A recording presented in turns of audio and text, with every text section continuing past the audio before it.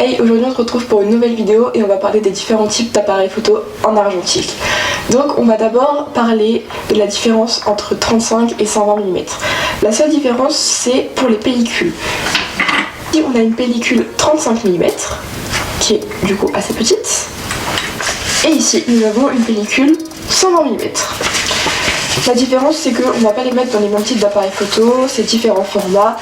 Il y a plus de qualité sur une 120 mm mais beaucoup plus cher aussi. Enfin beaucoup plus cher, ça dépend si on prend du noir et blanc ou pas. Donc en premier lieu, il y a les appareils photo jetables qu'on a à peu près tous connus normalement. Donc un appareil photo jetable c'est à usage unique qui est fait pour être jeté à la base. Sauf que certaines personnes, comme la galerie de Max sur Instagram, décident de les recycler. Donc ici voici le Cyborg de la galerie de Max, c'est le premier appareil photo jetable recyclé.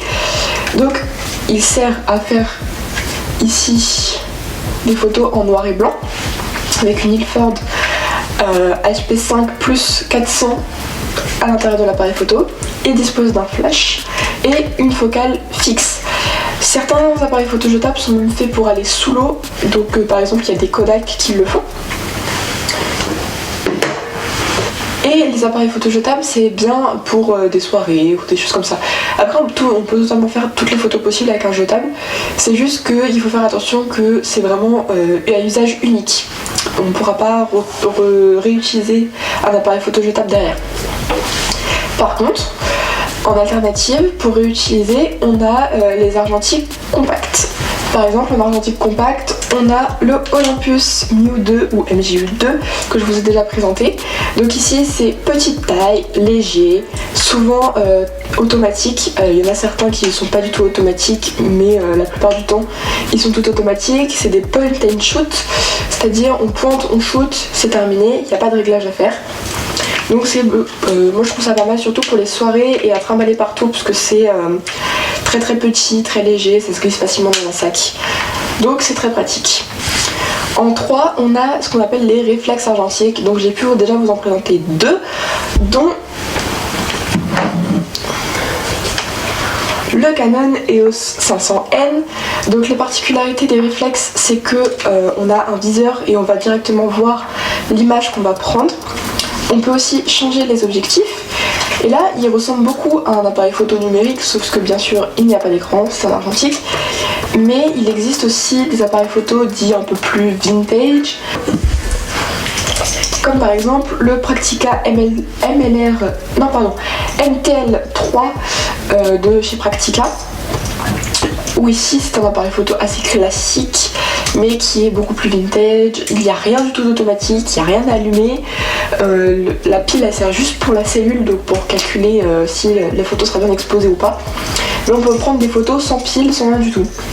Ensuite, il reste donc deux types d'argentique que moi je ne possède pas. Il y a les réflexes biobjectifs, aussi appelés TLR. Donc c'est des appareils photo qui ressemblent à des espèces de boîtes comme le Yashica Mat 124G, où ici ça utilise du coup des pellicules 120 mm et du coup il y a un objectif de prise de vue et un objectif de visée où on va voir ce qu'on prend la photo. Donc il y a un léger décalage entre ce qu'on voit et ce qu'on prend comme photo. Donc je pense que c'est un truc à prendre. J'ai envie d'en tester un, mais c'est des appareils photo qui coûtent assez cher et du coup assez compliqué à trouver dans un budget assez restreint. Et en dernier, on a les télémétriques.